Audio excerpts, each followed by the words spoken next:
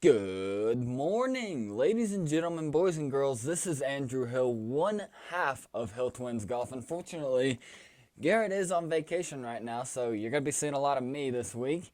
He is vacationing in a remote island, international vacationer. He's doing it big. I hope he's having a good time. Nonetheless, we're coming at you live. This is 11:40 a.m. on Monday morning. And we've got a lot to get into. It was an awesome weekend of sports. We had the RBC Canadian Open up there in Oakdale, up in Toronto. We had Game 4 on Friday night of the NBA Finals. Some huge role players stepping up for the Denver Nuggets. We'll get into that in a couple minutes. We also had Game 4 of the Stanley Cup Finals. Vegas taking a controlling, commanding 3-1 lead there. And we even are going to get into a little bit of the French Open. Shout out to Novak Djokovic. Nonetheless, we're going to cover it all for you here on Hill Twins Golf, and I'm excited to bring it to you. Let's jump right into the RBC Canadian Open because you want to talk about an outlet plugged into a wall. That thing was electric. We had some late screamers, and we even had a Canadian-born winner for the first time in 69 years. Sorry about that, guys. That would be Nick Taylor. He performed incredibly on Sunday to take the W. His putter was hot, and we had Tommy Fleetwood who was screaming up at the end, and he ends up birdieing the 17th and parring the 18th. Tommy Fleetwood I'm talking about here in the final round on Sunday to force a playoff for the third week in a row. That's correct. A playoff for the third week in a row. Talk about some action. It was awesome. So we're going to get right into it. Nick Taylor ends up shooting a 75 on Thursday. For all you guys who are unaware of the par up there at Oakdale Golf and Country Club, that would be a par 70. So he was 5 over. I'm sorry, the par was 72, 36-36. So he was 3 over after one round. He was on the cut line. The cut ended up being, I believe it was even par. So Nick Taylor has to come into Friday and shoot an incredible lights out round. He does just that. He shoots a 67 in his second round on Friday, bringing him to make the cut. Saturday, which a lot of people consider moving day, is where Nick Taylor made his money this weekend. He comes out and shoots a 9 under 63 on Saturday. I believe that was tied for the course record, and that puts him in a great spot coming into Sunday. I believe he was 10 or 11 under headed into Sunday's final round. So a couple shots back of the leader. That was C.T. Pan and Rory McIlroy. They were both tied at the top of the leaderboard headed into Sunday at 14 under. Rory was 12 under.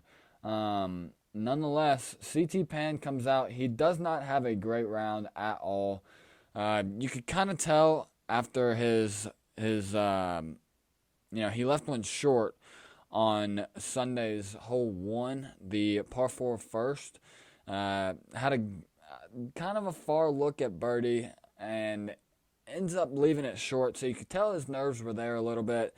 He ends up coming out. He does finish the round on Sunday incredibly well. It was very impressive to watch. He comes out. It was tough to find a birdie for him on the front 9. He bogeys the par 4 third, so 5 on that one. He bogeys the par 4 8th, shoots a 5 on that one.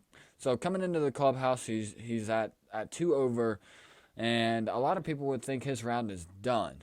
It was interesting, though, because up there at the top of the leaderboard, these guys weren't really wanting to separate themselves from the lead. It was kind of more of hang on for par and see what happens, see how everything plays out. It was interesting because CT ends up birdieing the par 3 14th, birdieing the par 4 15th. He pars the par 4 16th, and birdie the 17th and 18th. 18th was playing as the easiest hole on the golf course all weekend, which that does come back into play. Tommy Fleetwood, who ends up finishing second, still can't break through for his first tour event. He's won on the DP World Tour, I believe, 5 times, but still does not have a PGA Tour win to his resume. He's got a ton of top 5 finishes and just can't break through.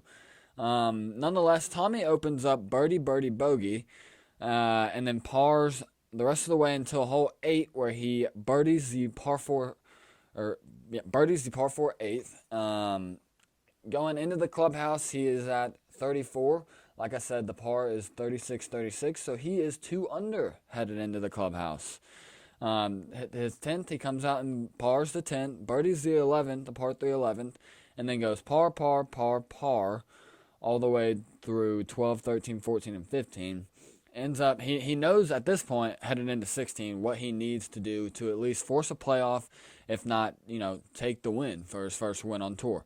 He birdies the par 4 16th, he birdies the par 4 17th, and that approach shot in the 17th was one of the better shots of the tournament. He's got a wedge in hand. He absolutely cranks a drive straight down the center of the fairway. Got a 60 degree in hand for his second shot, and his playing partner had already gone. CT Pan had already gone. He put it onto the green, but it wasn't anywhere super close, so Tommy steps up for his second shot, and let me tell you, he puts one close. So his wedge shot hits about where CT Pan's wedge shot was, and like I said, it wasn't too close, but boy, did that thing have some brakes on it, because the spin on that golf ball, man, I wish I could do just that. But anyways, it ends up spinning back. Backspin was there. Spins back to about 3.5 feet. It's pretty much a tap in for birdie. Now, if you're asking me, a guy who's chasing the leader on Sunday of a pretty stellar tournament, I'd say that's a pretty good golf shot. Things get a little bit unraveled there on 18. He knows where he's at. He's tied at 17 under with Nick Taylor, and he's heading into 18th with a chance to win. Like I mentioned previously, Nick Taylor is a Canadian, and I'd say about 99.9% of the fans out there yesterday, were cheering for Nick Taylor. So you got to feel like Tommy Fleetwood was a little bit of an enemy on Sunday afternoon up there in Toronto. He is an Englishman, so props to you, lad. But anyways, he's going into 18. He's playing a little bit conservatively. He had birdied 18 all 3 previous rounds of this tournament. And like I said, thoughts can get a little construed in your head whenever you're sitting tied for the lead. And he comes out, I believe he hits his 4-iron off the tee, which is a safe play, but you got to get it in the fairway. And he was sitting in, it wasn't the super tall rough, but he was sitting in some rough. It was a little bit difficult to see his ball from the broadcast, and he hits a layup. He super questionable call here.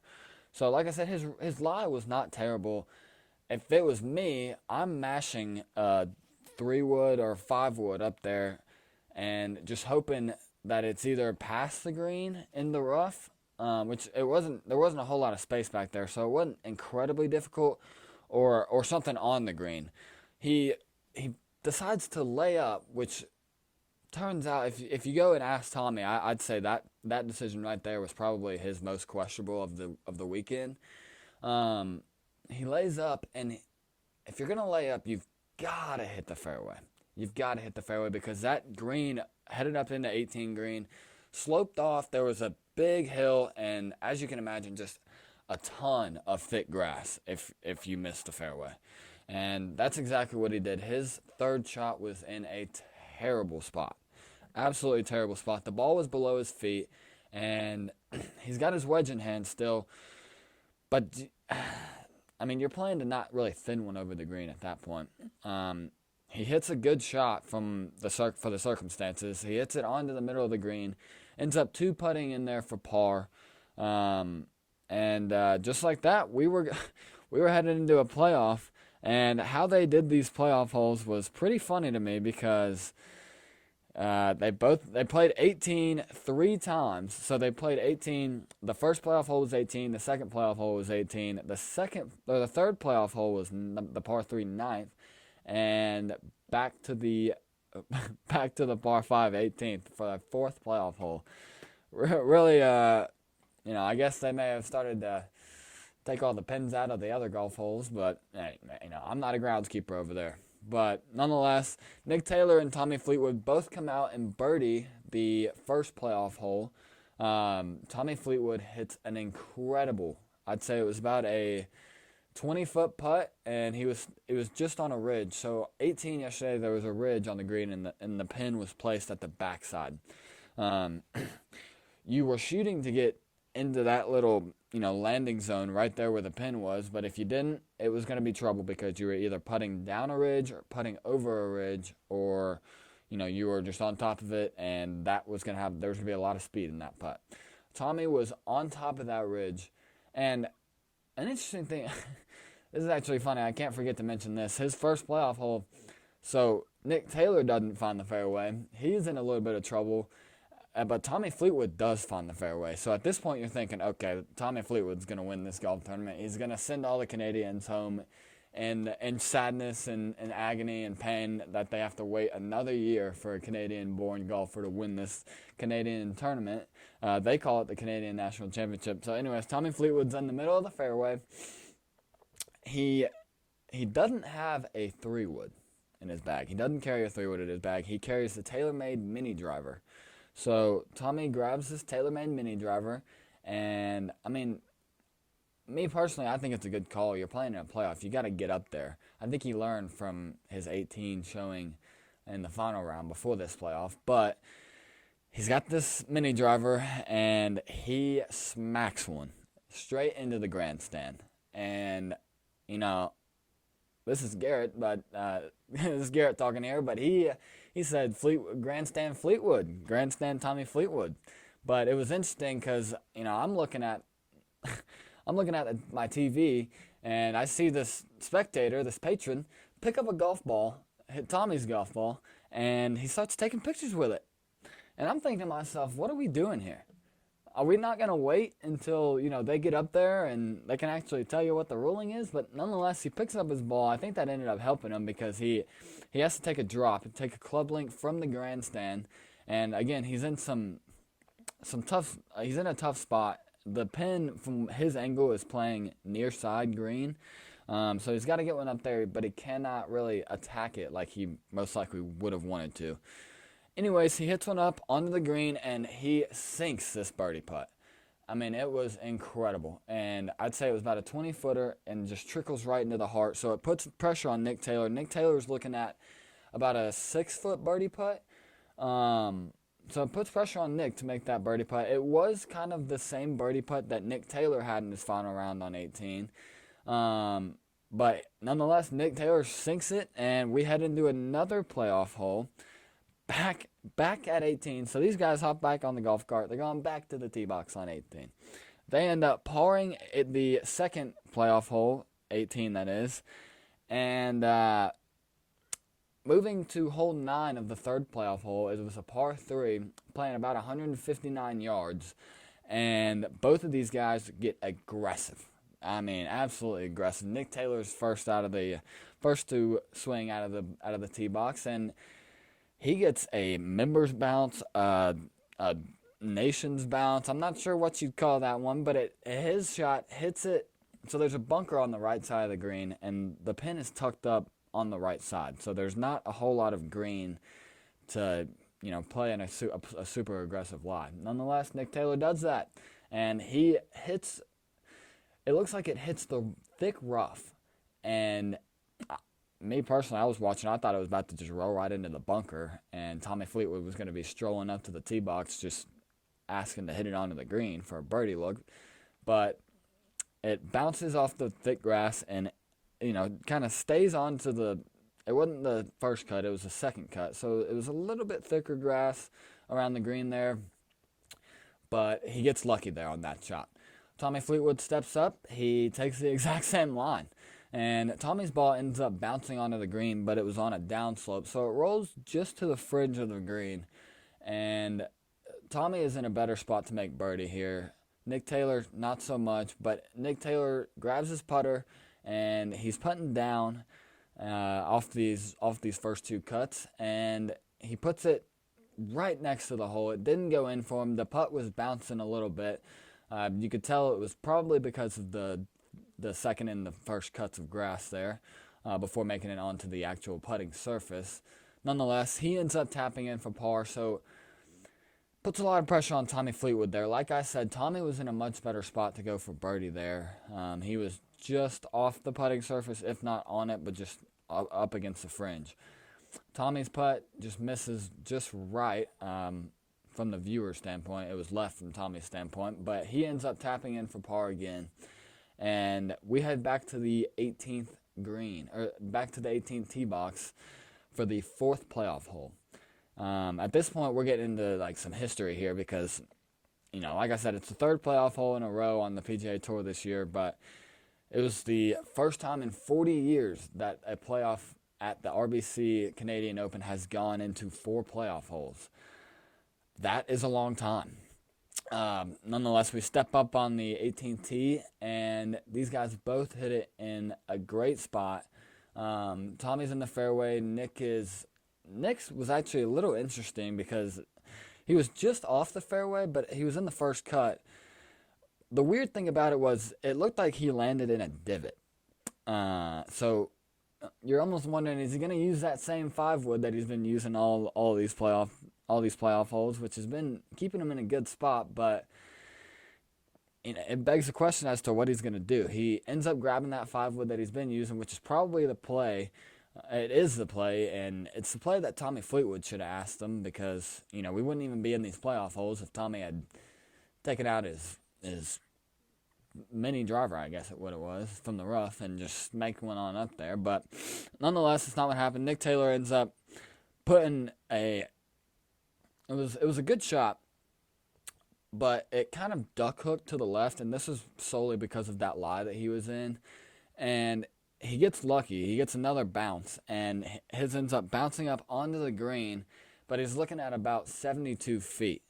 Tommy Fleetwood's on the green at this point. He's got a birdie look. It's a little bit of a farther birdie look, but it was a look that Tommy had seen. So Tommy had to lay up on the fourth playoff hole, and he ends up getting onto the green, and he's got a putt that he had seen before, and I think on the second playoff hole it was. He had missed it, but surely he had learned from that miss. But Nick Taylor steps up to hit his eagle putt, and like I said, it's about 72 yards, and he hits it, and from what it looked like to me, it looked like Nick Taylor walked out of the putt. It looked like he didn't like it, and he was going to be hopefully putting a tap-in birdie and putting pressure on Tommy to make that birdie putt that I was talking about. Nick doesn't even give Tommy a chance to putt. He makes the 72-footer. He makes the eagle putt, and he is the first Canadian-born RBC Canadian Open champion in 69 years, since 1954. That's 69 years. That is a long time. It was the longest putt that Nick Taylor had made in his career on tour. And talk about a time for it to happen. It was just absolute scenes. You had Adam Hadwin, who is also a fellow Canadian, Corey Connors, fellow Canadian, Mike Weir, fellow Canadian, Masters champ. So you had those guys on 18 green watching all this unfold. And then you've got Shane Lowry, Tyrrell Hatton, just out there supporting Tommy Fleetwood because, at this point, it kind of feels like it's Canadian versus all. It had to have felt like a Ryder Cup or a President's Cup for those guys. But, just watching it on TV, just absolute scenes, just straight chills the entire time. One of the cooler things about the entire thing was when they were moving from their second playoff hole on 18 to the third on 9. There were about 20,000 fans there from what it looked like, and they're just running across the fairway. The groundskeepers are probably shaking in their boots. They probably hated to see it, but, it was awesome to see. Just especially after everything that had happened this week. You were hoping for an action-packed tournament, and we got just that. So congratulations to Nick Taylor. It is his third win on tour, but his first since 2020. And again, you know, everyone stormed the green. Adam Hadwin was there. Adam Hadwin had a bottle of champagne. He had shaken it up, and he was wearing a hoodie. It was like a dark green hoodie. And he runs onto the green right after Nick Taylor makes that putt. And he's got this champagne in his hand. And he's spraying it all over the place. And these security guards are making sure that, like, the rest of the fans aren't storming the green because, you know, that would have been a just insane amount of people on that green. But Adam Hadwin is running onto the green, and he ends up getting tackled by the security guard. Hey, I will say, the ball control from Adam Hadwin there with that bottle of champagne, I don't even think he let it spill. And Adam Hadwin, Nick Taylor's caddy, ends up seeing this whole thing unfold, and he's like, whoa, that's our boy, don't tackle our boy. Ends up getting up, and in true Canadian form, I believe Adam Hadwin apologized to the security guard for being tackled. Talk about pretty funny. Nonetheless, it was an awesome weekend of golf. It was incredible. It was the first time. Pat Fletcher was the last Canadian winner in 1954. Nick Taylor walks away with $1.6 million, 500 FedEx Cup points. Tommy Fleetwood, he comes in second. He gets $981,000. Like I said, you got to feel a little bit bad for him as he still hadn't broken through, but a lot of those decisions that he was making, those are easy decisions. He can come back and, you know, make those changes, make better club choice selections, and, you know, he's going to break through. It's bound to happen. So it was just an incredible weekend for the RBC, and, you know, it makes me even more excited for next year. And one thing it makes me incredibly excited for, and that's this week's U.S. Open down there in LACC. We're going to be getting a preview in for that one, guys. Don't you worry about that. Garrett is going to be hopping on the show for that one. We're going to try and get a little FaceTime action of where Garrett's at, you know, see if he can't show us around a little bit. But we're going to be trying to get that one out to you guys on Thursday or Friday. But we're looking forward to it. Nonetheless, we had some other great action in sports this weekend. We had Game 4 of the NBA Finals on Friday night. It was down there at the 305, down there in South Beach, so you're hoping that Miami can make it level at 2-2. They were not able to do that, and for the first time all series, it was not because of a guy named Nikola Jokic. That would be Aaron Gordon. Aaron Gordon, he starts for them, so it didn't come off the bench or anything, but he goes 11 for 15 from the field, 3 from 4 from three-pointers, and I don't know if you guys have ever seen Aaron Gordon, but he's not the biggest three-point shooter. 2 for 3 from free throws, 7 rebounds, 6 assists, finishes 27 total points. He has an incredible showing. And like I said, he's not the guy that you usually expect it from. You're probably expecting to get most of your points out of Nikola Jokic or Jamal Murray, but it didn't happen. Jokic was in some foul trouble early on, ends up finishing with 5 fouls, so he didn't foul out, but, you know, Karl Malone wanted to play it smart. He ends up finishing with 23 points. He has 12 rebounds. And so he finishes with a double-double. But like I said, he was in foul trouble. Didn't have a ton of assists on the night either. The Heat did a great job of limiting limiting Jokic, killing him and beating him. Jamal Murray does not really have a great game. He goes 5 for 17 shooting from the field, 2 for 3 from 3. 3 for 3 for free throws, and he finishes with 15 points. Another key contributor in this game was Bruce Brown. Shout out to Bruce Brown, the University of Miami product. Lana Rhodes, we also see you too. He goes 8 for 11 from the field, 3 from 5 from 3. And you could tell this man was hot because in the fourth quarter, he was just shooting step-back threes, and he was just draining. So you knew he was playing pretty well. He was feeling it, slicing and dicing the Heat defense. He finishes with 21 points on the night. So they get some key contributions from their role players there, Aaron Gordon and Bruce Brown. Miami, Jimmy Butler comes out and plays a pretty good game. He goes 9 for 17 from the field, 6 for 9 from free throws, 1 from 3 from the 3-point line. He finishes 7 total rebounds, 7 total assists, 25 total points. Kevin Love, hey, recent dad there. Shout out to the Loves. A lot of love. Bam Adebayo goes 8 for 19 from the field. He ends up finishing with 11 rebounds, 3 assists, 20 total points. And looking past there wasn't really, you had a lot of guys getting into the double digit scoring, but, Duncan Robinson, 12 points, Caleb Martin, 11 points, Kyle Lowry, 13 points. But guys, Miami Heat are in trouble. The Miami Heat are in trouble, and the final for this game was 108-95. It heads back up to Denver, where Denver is 9-1 in postseason play. Mind you, only loss being to the Miami Heat, but you got to think that Denver is going to close it out in Game 5. We're going to see tonight, though, and I'm very interested to be able to watch that one.